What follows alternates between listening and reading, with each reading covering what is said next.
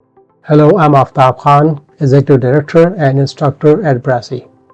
Just as in any other profession, use of proper terminology is very important in supply chain management because supply chain management is an exact science, deals with numbers which may include finances, timelines, customer promise dates, capacity, and so much and so forth.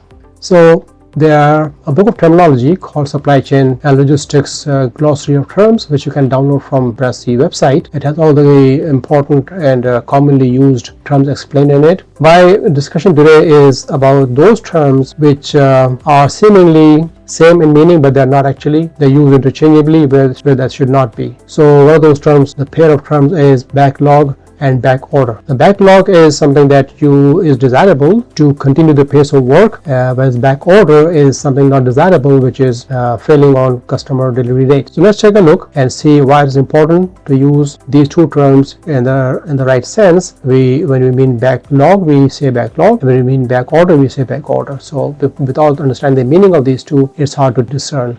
Let's take a look. So here we are looking at supply chain terminology to have clear communication with colleagues, customers, and all the people that we deal with, to communicate the meaning and intention precisely and accurately so that action can be taken accordingly. So we look at backlog and back order. Backlog is something desirable to maintain the flow of work. If you have a automobile service station or service shop and you have few cars in the parking lot waiting to be serviced and they're not due to be delivered until 2 days from now, and you can service them all within these 2 days, that's your healthy backlog. You know what to do next morning when you come to the shop. You have the parts ordered, you have staff scheduled, you have everything ready to go, and that's a healthy backlog. You like to have that, so you're not coming in the morning and wondering what to do. So backlog is your working process that helps you optimize capacity, do sequencing, scheduling, all that. A simple example, water tank is like your processing station, and you regulate the capacity by controlling the in valve, input valve, and output valve. So input and input should be in accordance with the capacity, so your output is regular and going constantly. There's no hiccup, no constraints. So in the theory of constraints terminology or in that context, the backlog can also be called a buffer. It could be a buffer which helps maximize the throughput of the entire system because you are optimizing the throughput of the constraint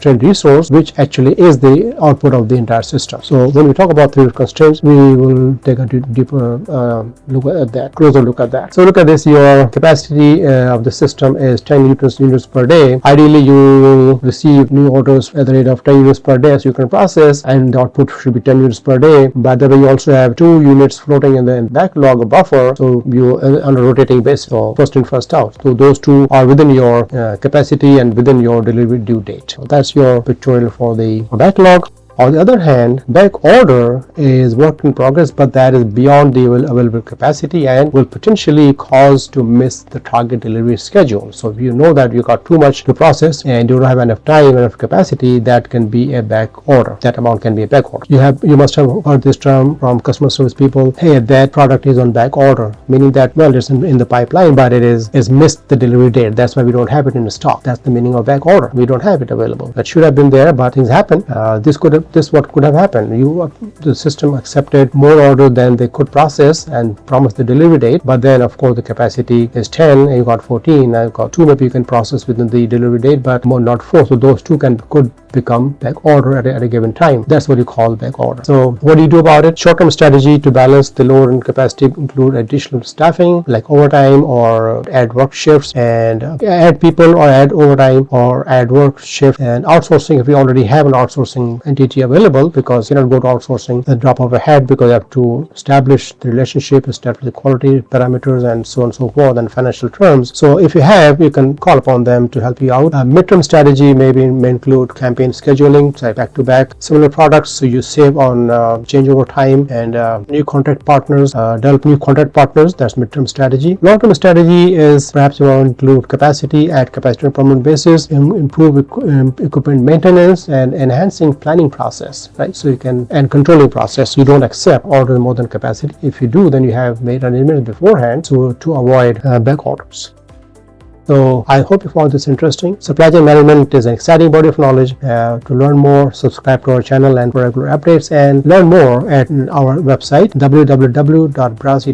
Thank you. That is all for now. We'll discuss more terms used in supply chain management to understand the exact meaning so that we can use them judiciously and to communicate precisely what we intend or what others to do, because they can and they do trigger action and have impact on operations and finances. Thank you. Bye.